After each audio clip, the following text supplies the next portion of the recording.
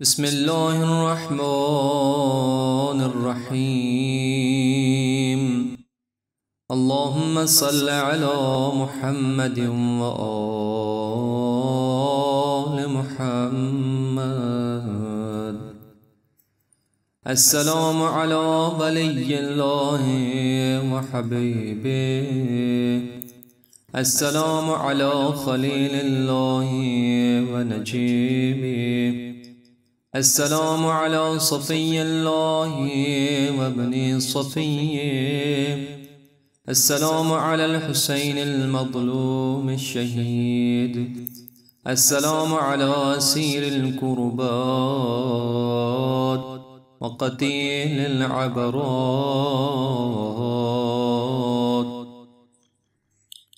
اللهم إني أشهد أنه وليك وابن وليك وصفيك وابن صفيك، الفائز بكرامتك، أكرمته بالشهادة وحبوته بالسعادة واجتبيته بطيب الولادة وجعلته سيدا من السادة وقائدا من القادة وذائدا من الذادة، وأعطيته مواريث الأنبياء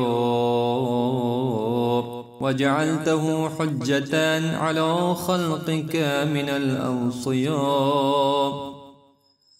فاعذر في الدعاء ومنح النصح وبذل مهجته فيك ليستنقذ عبادك من الجهالة وحيرة الضلالة، وقد توازر عليه من غرته الدنيا وباع حظه بالأرذل الأدنى وشرى آخرته بالثمن الأوكاس، وتغطرس وتردى في هواه واسخطك واسخط نبيك، وأطاع من عبادك أهل الشقاق والنفاق وحملة الأوزار المستوجبين النار، فجاهدهم فيك صابرا محتسبا حتى سفك في طاعتك دمه واستبيح حريمه. اللهم فلعنهم لعنا وبيلا وعذبهم عذابا أليما.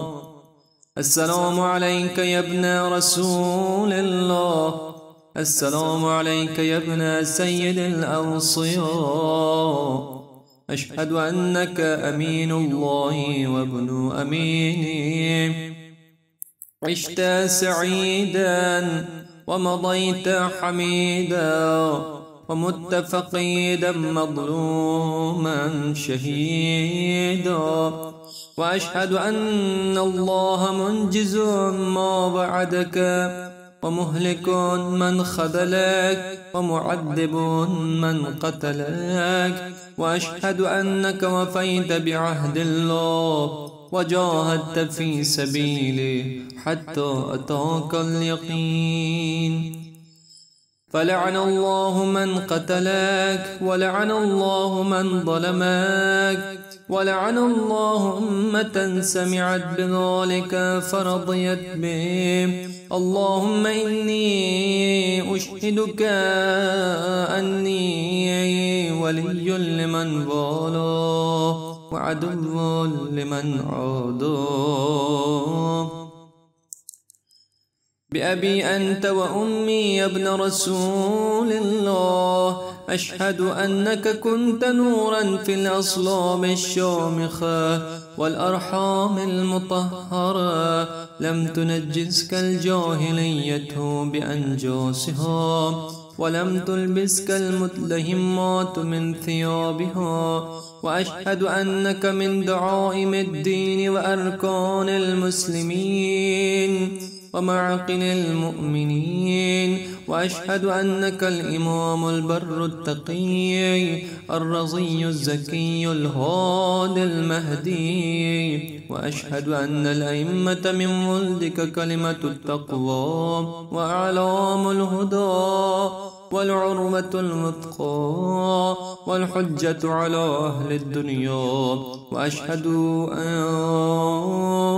إني بكم مؤمن وبإيابكم موقن، بشرائع ديني وخواتيم عملي، وقلبي لقلبكم سلم، وأمري لأمركم متبع، ونصرتي لكم معدة، حتى يأذن الله فمعكم لا مع عدوكم. صلوات الله عليكم وعلى أرواحكم وأجسادكم وشاهدكم وغائبكم وظاهركم وباطنكم.